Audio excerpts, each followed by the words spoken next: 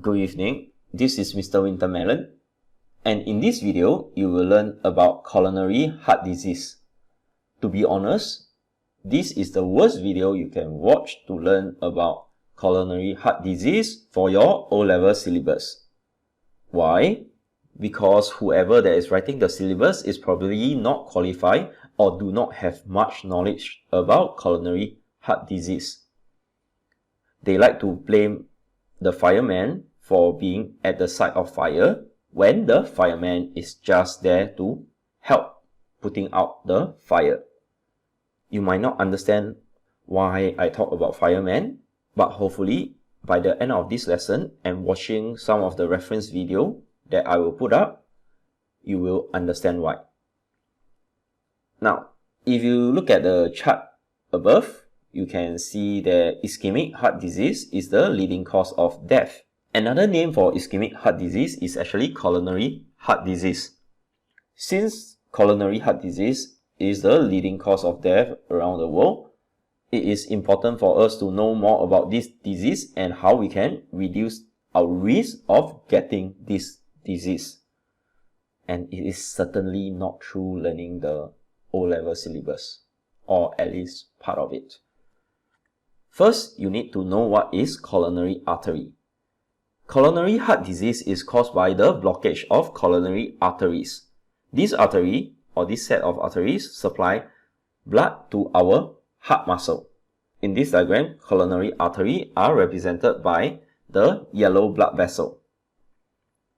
When some particular coronary artery is being blocked, the region of the heart where it supplies its blood to will not receive sufficient oxygen as well as nutrients.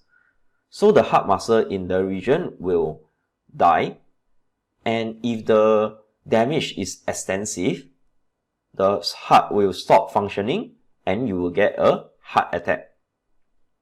And if the damage is extensive, the heart will stop functioning or stop beating and you will get a heart attack. So what are the possible cause of the blockage? The most common cause of the blockage of coronary arteries is due to a disease known as arteriosclerosis. Arteriosclerosis is the formation of plaque inside our artery. The plaque is due to fatty deposits. But why there are fatty deposits is due to injury to the blood vessel. So when there is damage to the blood vessel, the fats will actually come along and try to remedy the situation. Something like firemen trying to put out the fire. And when the fatty deposit builds up, you can see that the lumen of the blood vessel gets narrower and narrower as the fatty deposit continue to build up. And because the lumen of the blood vessel have become narrow, it will lead to high blood pressure. And eventually, because of the high blood pressure or due to a large accumulation of the fatty deposit, it can cause the surface of the artery to rupture, releasing all its content. And those content can actually clog up blood vessel or blood artery, such as your coronary artery. And when this happens, the heart muscle will not receive sufficient nutrients and oxygen. They will die, which can lead to a heart attack. To allow you to have a better visual understanding of arteriosclerosis, I have recorded another video. So what I have down here is a running hose. The hose itself is the analogy for the artery. The water that is flowing out is our blood. And I'm going to demonstrate what happened during arteriosclerosis. So arteriosclerosis is the narrowing of blood vessel due to fatty deposit. So my thumb down here is the analogy for the fatty deposit. Look what happened to the blood pressure as the fatty deposit caused the artery to become more narrow. You can see the blood pressure, it becomes higher and higher.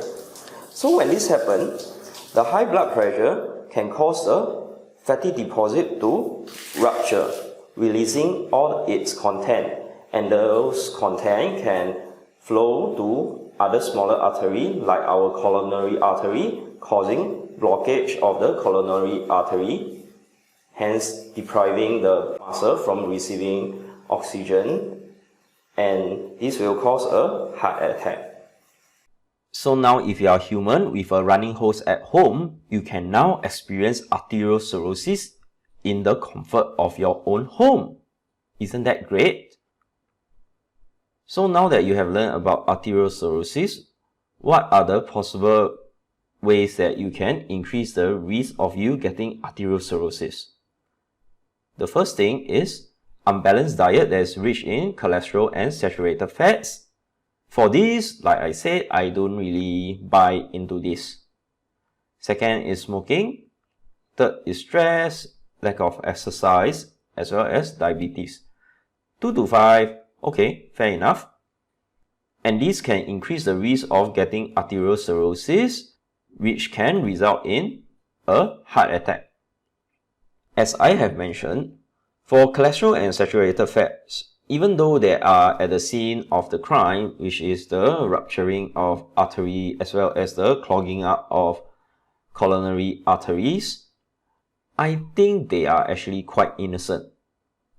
Because revert back to why they are in the artery.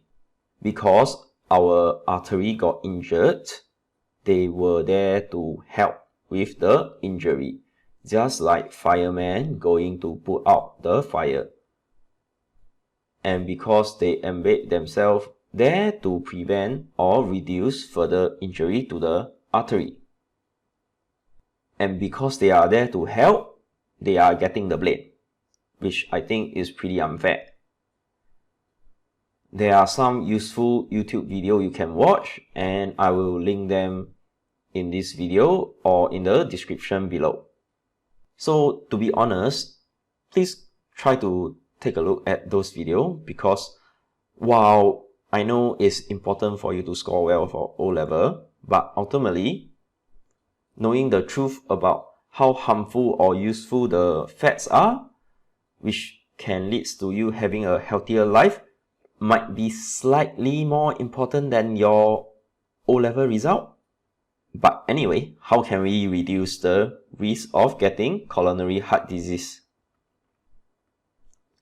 So we can prevent coronary heart disease by having a balanced diet, by substituting saturated fats with unsaturated fats according to your O-level syllabus, better stress management, avoid cigarette, and lastly by exercising.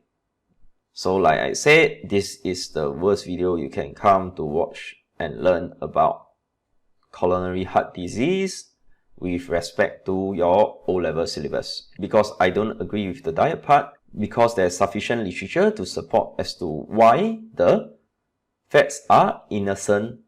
They are not even bystander, they are helper. They are innocent helper. They are just caught in the crime scene and they are taking the blame. Poor fats.